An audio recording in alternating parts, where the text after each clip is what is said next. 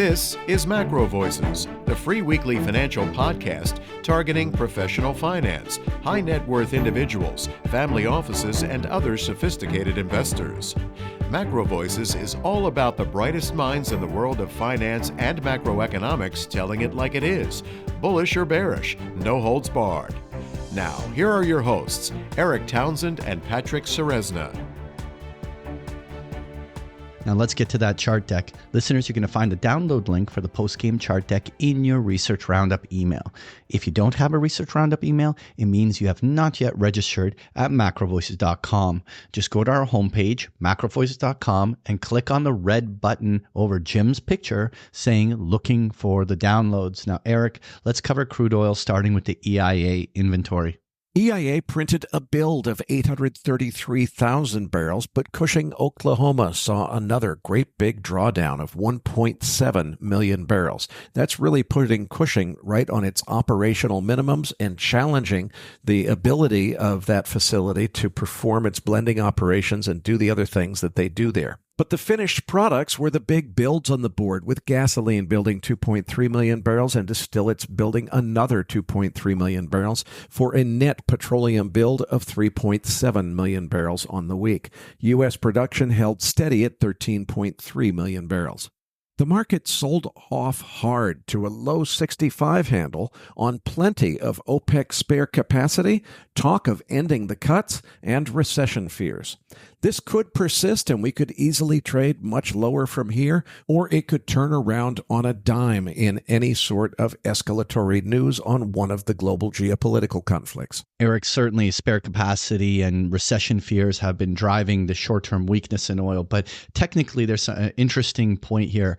We are quite oversold technically as we now approach the three-year lows. As we come to this support line, this is often where there are technical bounces from oversold conditions. This would result in a potential counter-trend rally that could easily find us in the mid-70s from this incredibly oversold range.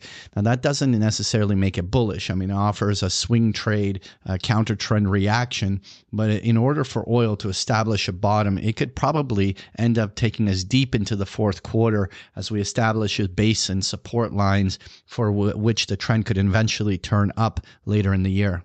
Moving on to equities here, Eric, what's your thoughts? Well, after a perfect test of the 100-day moving average on this little correction that we just had, I'd like to see the S&P close over 55.66. That's 5566 on the futures contract. That would be the 13-day moving average. Above that level on a closing basis would confirm that this bounce has legs, which I think it probably will. The S&P 500, it continues to be bought on dip each time it tries to correct that big rally since the August low.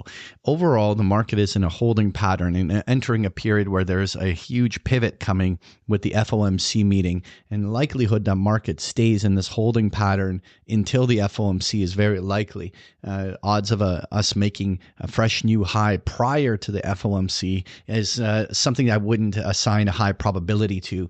Overall, we should end up seeing relatively, while volatile, but more of a range-bound volatility this coming week. It will all be a setup for, will there be some sort of inflection point from the FOMC meeting that spurs either a bull breakout or a breakdown? My inclination remains that we're seeing a bigger topping formation developing. Even if the market tests its previous highs and even or prairie dogs that high, it is something that I don't think is going to be bigger picture sustainable until we go through a deeper, more pronounced consolidation and or a bigger correction.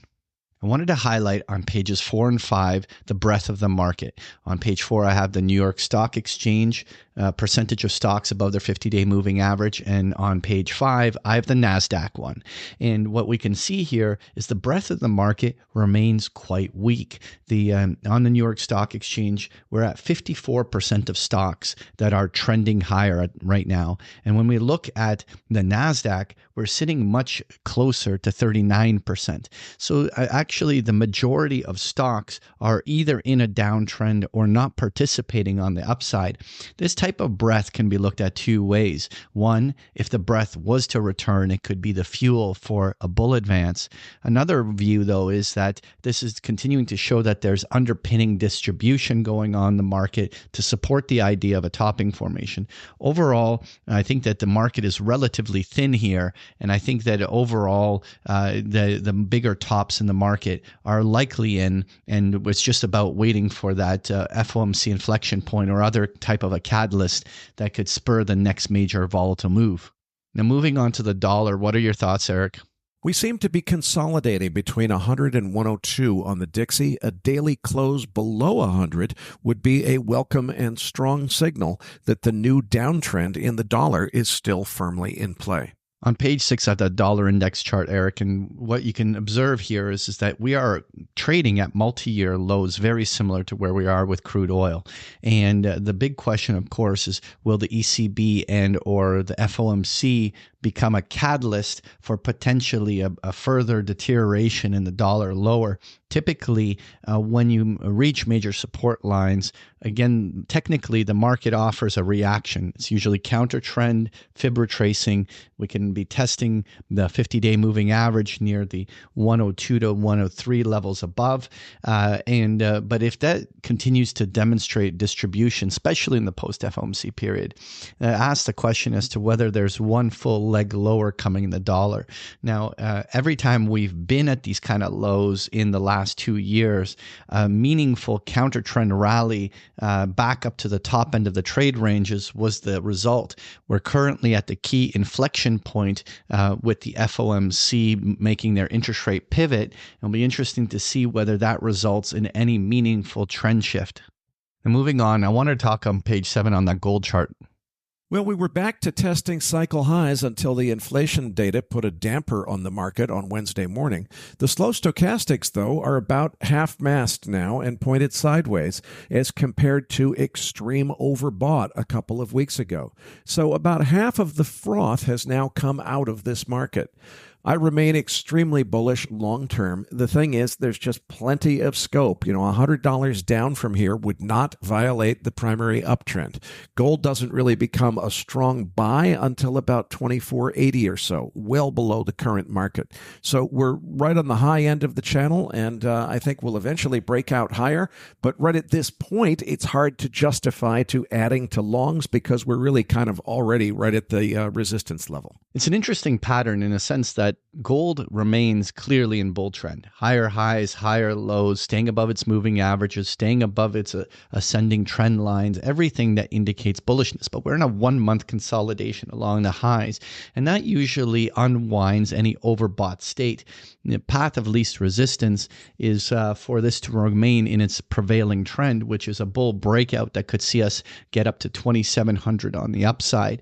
The bigger question, of course, will we see that kind of a bull breakout here? I want to say that give it the benefit of the doubt that the bulls will prevail, but any corrections that happen, so long as these corrections stay above those March, April, May highs, which are all just above 2,400, then you can approach gold with a buy on dip mentality and see whether or not the bull trend continues. Now, on page 8, I have that chart on the copper futures. And what's interesting is that copper has been in a pretty pronounced downtrend and stayed below its 50-day moving average for the last several months, and with major supports lying still substantially lower, like 10% plus on the downside. But yet we now have a temporary break above its 50-day moving average. I remain generally skeptical that this rally will stick beyond, let's say, a quick pop to 440 and just retrace some of the very oversold conditions. But I still am in the camp where, though on the bigger picture, there's all sorts of amazing bull cases to be made on copper. It's very likely to spend a lot of time grinding it out for the next few months and establish meaningful trading bottoms that inevitably will lead to the next bull breakout. The question, of course, is that will this bull breakout stick? And my view at this moment is that I am highly suspect that this is going to be potentially a false breakout if it does. Now, Eric, let's talk uranium. Okay, first let's explain the news. The catalyst for the big spike up in the uranium miners on Wednesday was reports that, exactly as our friend Justin Hune over at uraniuminsider.com and several other experts had predicted correctly, they anticipated that Vladimir Putin would end run any possibility of waivers to the import bans that the U.S. Congress imposed on Russian uranium by simply considering export bans from the Russian side, effectively upstaging the Americans. That would be consistent with exactly what Justin predicted, and I think he got that call exactly right. So kudos to Justin and Rick and the team over at uraniuminsider.com. But now we get to find out, was this reaction that we saw on Wednesday in the market for uranium mining shares just a pop-up reaction on the news, a knee-jerk that's only going to retrace lower as we find still lower lows still ahead? Or was this the beginning of a major trend reversal that everyone's been waiting for? Well, needless to say, it could go either way. The bear argument is the technicals. All the moving averages are pointed down and sharply down. We took out the 61.8% fib retracement level to the downside on the big move up on URNM, the biggest ETF in the sector. So that was on the big move, last year's big bull market up. We've already gone beyond the 61% fib retrace. So oftentimes you go past that level, you go back to 100%. That could mean that last year's lows are the next target lower. On the other hand, the bull case, World Nuclear Association conference in London, is over now. The mood was reported as extremely upbeat, and it's buying season in the term market. So, maybe that big turnaround that everyone's been waiting for. Justin just nailed the call on Putin end running the United States with respect to putting out export bans ahead of our import bans. Maybe he'll also get the call right on the market bottoming. He didn't quite say that in his last subscriber video, but it sounds to me like he's very much of the mindset that we're close to bottoming, if not already past a bottom here. So hopefully he's got that call right as well. We'll see what happens. The only technical observation I want to make is it really feels that while the primary downtrend, which has been dominant all year in uranium, is still the path of least resistance and the trend and the channel that continues to be intact, but we have finally seen divergent momentum. The downside selling pressure seems to have subsided, and while that doesn't result in buying pressure, we really don't see any motivated selling taking down prices to even lower levels. The bigger question is, have we found like a fair value zone here on uranium where this is where some of these consolidations will inevitably lead to a trend shift? I think this is one that should be high on members' watch list to see whether or not this trend starts to shift in going into the fourth quarter. Finally, I wanted to just touch on page 10, the 10-year Treasury yield, and what we see is continued breakdown in yields. And while this has been a relentless trend, just like Jim was suggesting, it's getting a little bit crowded, and a lot of people now have priced in a lot of easing.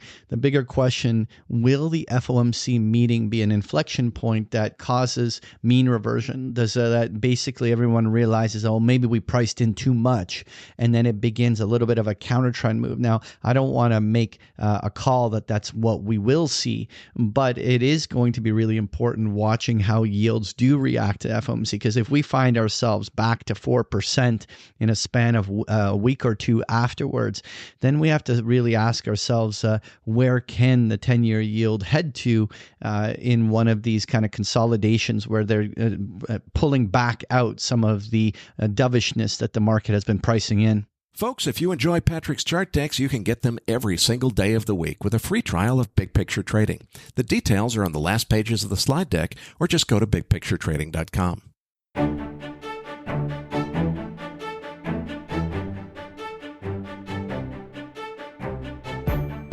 That concludes this edition of MacroVoices.